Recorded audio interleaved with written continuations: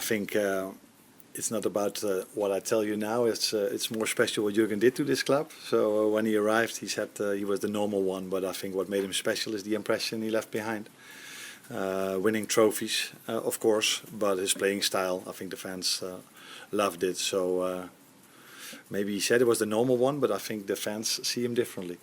Maybe not as a person, but what he did for the club was more than normal. Let's put it that way. Obviously, we've seen the rivalry that has been with Manchester City and Pep Guardiola. We've seen the emergence of Arsenal. We know the threat of the likes of United potentially strengthening again, Spurs, etc. So, what expectations can you have on the season at this stage? I think you said it correctly. If you work in this league, everyone gets better every season. So it's also for us important to improve. And one of the things is because our competitors improve as well. But that's normal if you work in the biggest league of the world. You could expect other teams to become better, and that's also the aim we have. And that's also the reason why we come in every day, to make the team and the players better. Richard, can we ask you what it's been like working with Arne over the last few weeks, and also what you've been able to accomplish? I'm thinking in terms of identifying transfer targets to bring in, and also sorting out the futures of the likes of Trent, Alexander-Arnold, Mo Salah and Virgil van Dijk. A lot of questions there, really in one. It's been great to work with Arne. Clearly, it was a difficult position at first because we both had jobs to finish where we were, and of course there was an important season to finish here at Liverpool. Since then, we've been in communication daily, obviously on many things, sort of logistics, organisation, and of course preparing the transfer window, which is something we will know more about as we go on. Because clearly the more time we spend with the current squad, which we're both delighted to have inherited, it's a very talented squad, and we need to improve, and we need to improve on the training pitch first and foremost, as Arne said. And with the window open, we will always be opportunistic if we can improve certain areas as we go. We will look to do that. Contractual situations, I don't think would be fair for me to talk about. I think these are private matters between club and players. The only concern that I have, that Arne has, about those situations and everyone else in the squad, that it is total commitment from the players to the cause for next season, and we're absolutely convinced that is the case. Carl? Carl Martin from the presentation. When Jurgen, part of Jurgen's success was that people said he got Liverpool, he got the City. I'm just wondering how you will allow yourself to get Liverpool and get the City. What do you do to sort of integrate yourself with the club and the City and the fans? It takes some time to understand everything, but the way I'm going to use my time in the upcoming weeks is, of course, to make the team in the best possible way and the players in the best possible way, for us to be ready for the first game. And it always helps if you get to know the City, but I think as a manager, and everybody knows, it helps even more if you win most of your games. So I think with Jurgen it was a combination of getting to know the City, getting to know the style of play the fans like, and I don't want to take words out of Richard's mouth, but I think one of the reasons why he came to me was that our playing style is not so much different. So we both like the fans to come into the stadium and see a team that plays with a lot of energy, that plays good football, and I think that is the thing I'm focused on most. And if we do that in the best possible way, that probably will give me some time as well. And if I have time, I can then get to know the City a bit better. But it all starts with improving the team and winning as many games as we can. Julia from BBC Radio Merseyside. Last season, due to a lot of injuries with senior players, we saw a lot of the younger members of the squad being used by Jurgen, and they certainly stood up and were counted when was needed. Are you someone that likes seeing that, working with the younger members of the squad, bringing them through, and will they have that same opportunity this season to play?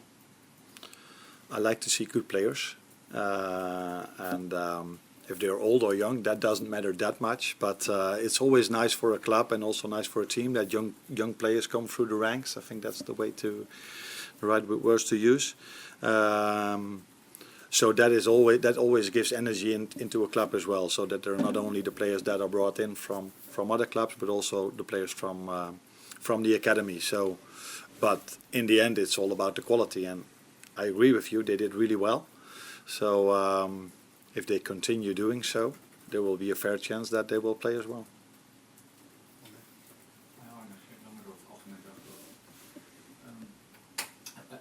What will be the things you'll be focusing on first, or being at this club, football-wise? What are the things you want to focus on and instill in the team first? Getting to know the people that work here, which I've done already, of course. Getting to know the players, especially as a person, but mainly as a player, because I've seen a lot of games from them. I've seen a lot of training sessions, but I think you get to know them even better if you are there with them together, and then implement playing style. But it's not that we're going to change everything over here, because a lot of things are done really well. But we have to find ways to improve, and I took my time for that, because I was off for a lot of weeks, so I had a lot of time to look where we can improve. But I think starting to work with them will actually get us a even better insight in the improvements we have to make. Arne, James Pierce from The Athletic. Just as a head coach as opposed to manager, how do you understand the dynamic, how it's going to work with transfers in terms of your input and influence on that? For me, it's not a change, as you might know, because in Europe we work like this, and I've worked at Feyenoord and my former clubs like this always. I think there are not many clubs in the world, maybe there are not even clubs in the world where there's one person that decides everything. So it's a calibration, is that the right word to use? Calibration. Between people. I don't think there were many sports directors that bring players in that the manager or the head coach doesn't like, and it's the other way around. So, but it's not only the two of us. I think at a club like this, there are many more people that can bring in their opinion, and that's the way I've worked recent years, and I like to work like this, to be honest. Some people would have been put off by the prospect of trying to follow in the footsteps of such an iconic figure. Was that something you had to mull over, or is that just your self-belief you wanted to take this on? No, not at all, actually. I think you can look at it both ways. You can look at it, yeah, there are big shoes to fill, but you can also look at it in a way that you inherit a squad and a team that has a winning culture. And one of the reasons to come here, and there are always more reasons for this, but one of the reasons is that I do feel we have a real good team, real good squad.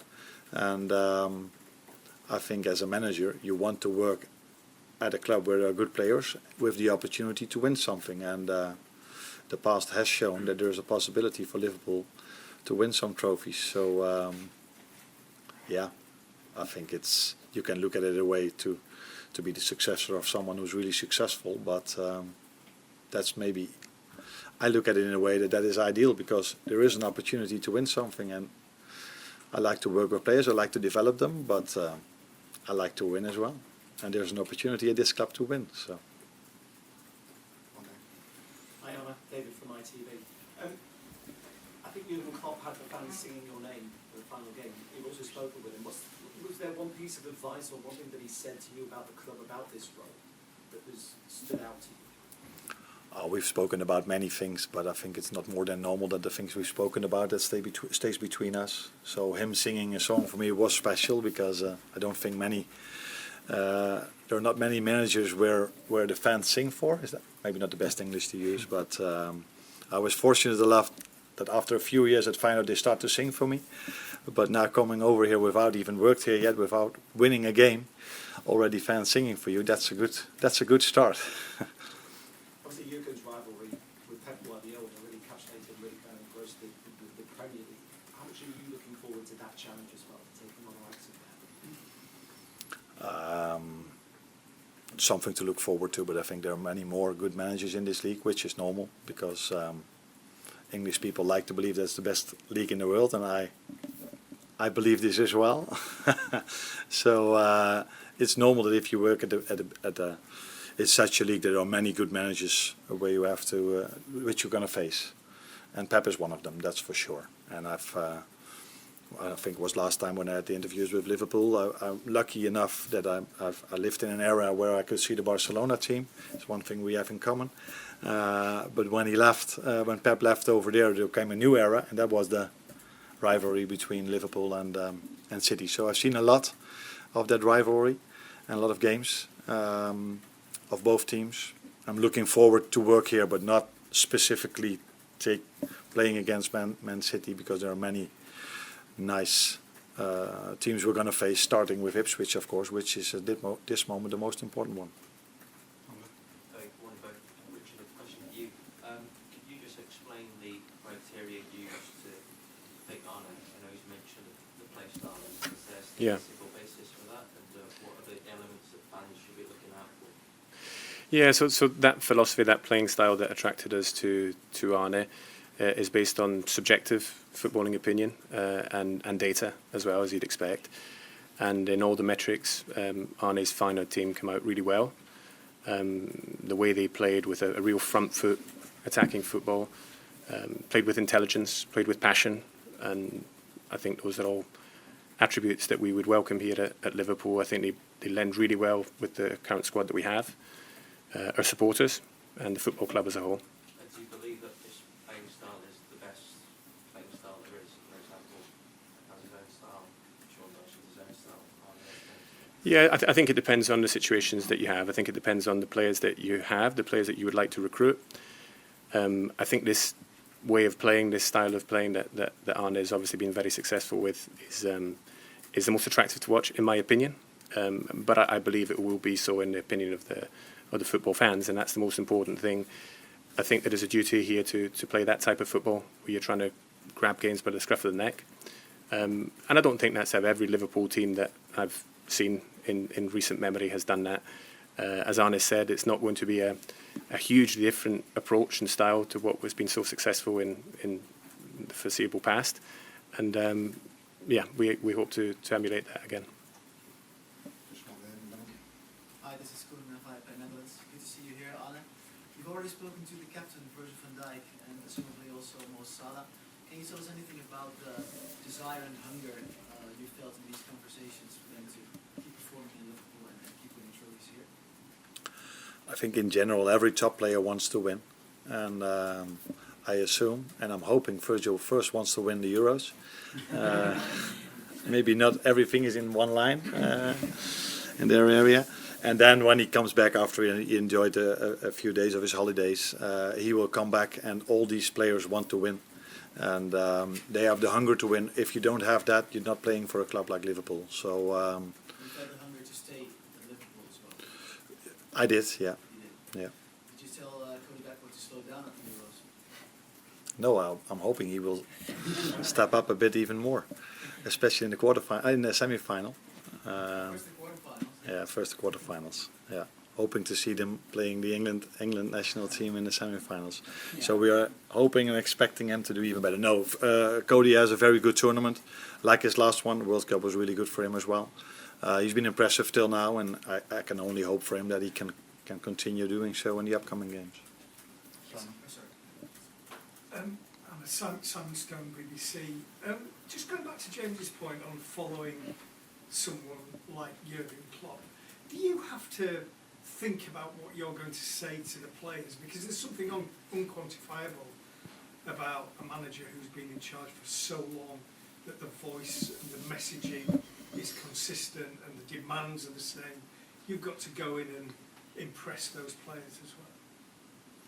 Yeah, but that's a general feeling. That has nothing to do with who've worked here before. I think as a manager, you go to bed at night and you think about what you're going to do and what you're going to tell the players every day. That's not only before your first day. That's during your whole period where you work. So it's people tend to look at us and think we're only thinking about the tactic board, which we do a lot as well. But it's also about convincing players and the way to talk to them. So for me, that has nothing to do with being the successor of Jurgen. That is something that's part of the job.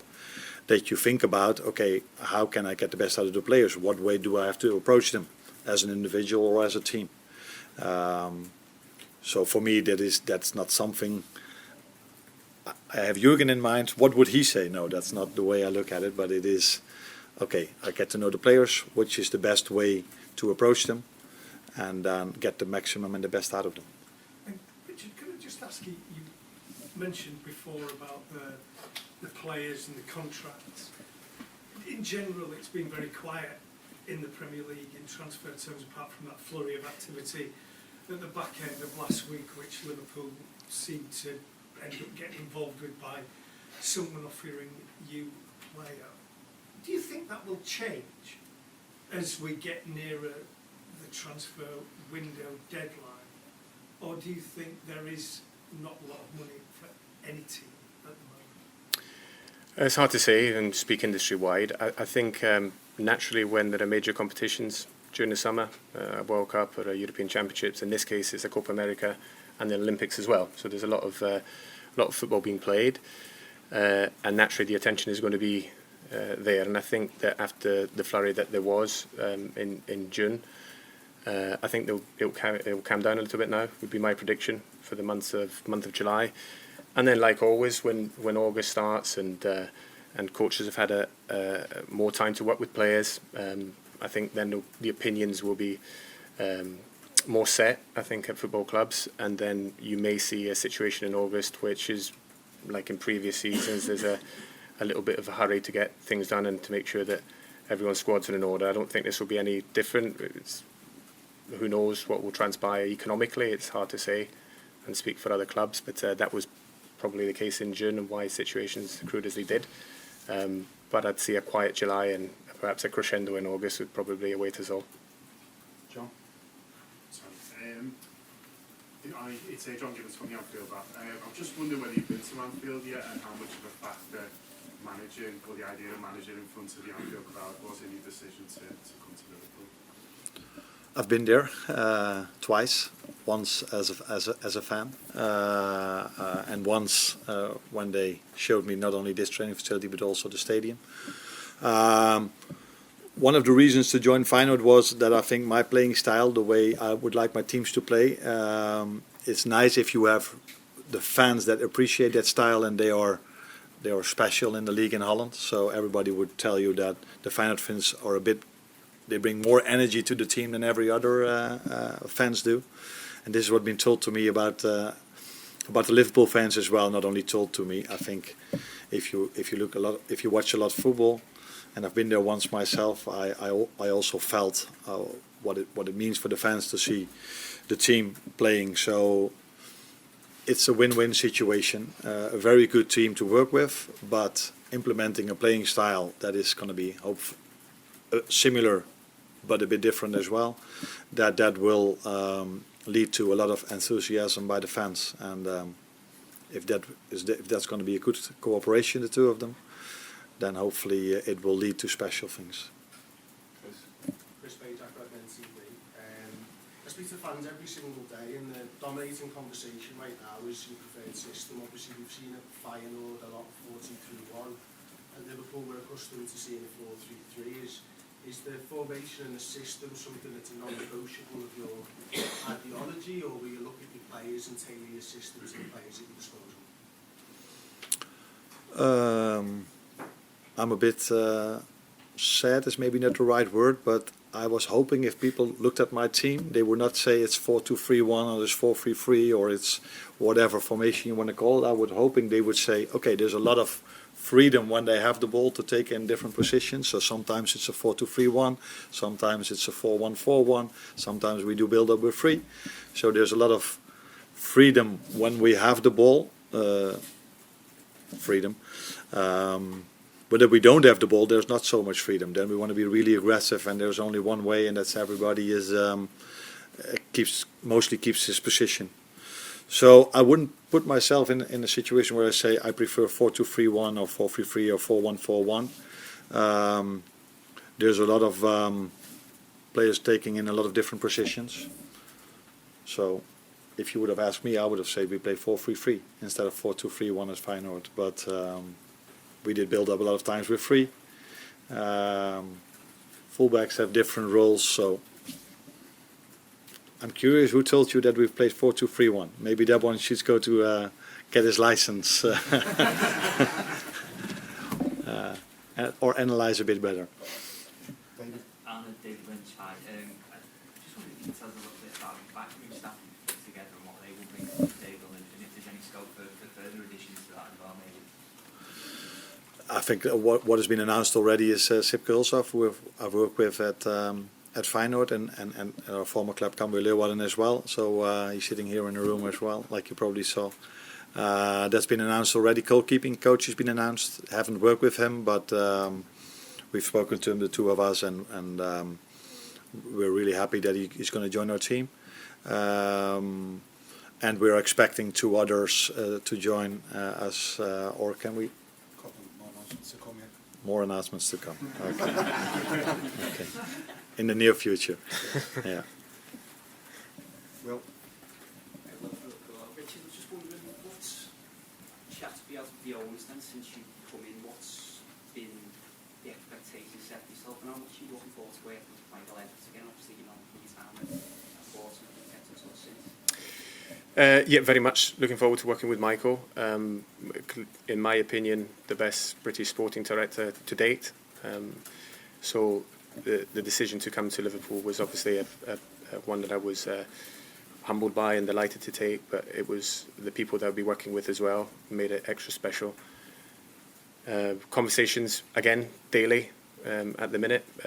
They have been from quite a way out because there was a fair bit to do to hit the ground running, of course, with Arne's appointment being the most important thing to do, to get right. And since then, it's been a little bit more sort of, again, like with Arne, logistics and conversations that forward planning. But yeah, very much looking forward to working with Michael and the ownership group as a whole. Juliet? Arne, Juliet from Sky Sports. I was just wondering, when communication was first made, the contact was first made with you, to rewind to that time, what that emotion, what that feeling was like with the ambition that you have as a head coach to bring you to Liverpool, and maybe was there a nervous excitement that everything would go to plan to bring you here?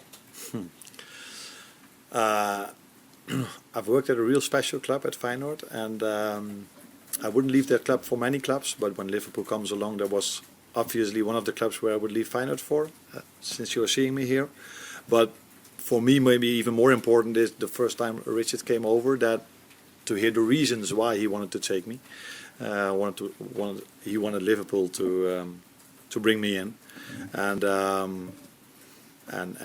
since then I've noticed how professional this club is. So it went quite fast afterwards. But most important, I think, especially for me at least, is that to get to know the reasons why they want you, because of course. Because Sipke was involved in that as well, we were lucky enough to win a few things, but playing style, if someone wants to convince me, he should talk to me about, I like your playing style, because otherwise I would have been a wrong fit for this club or for any other club that doesn't like my playing style. So he really knew a lot, he's seen a lot, he saw a lot of games, and I think this is something you want to hear, that they don't only want you because maybe you won the league last season or won the cup this season, but it has to be more than that. And I was impressed by that. And then, since then, things went quite smoothly, due to my agent as well.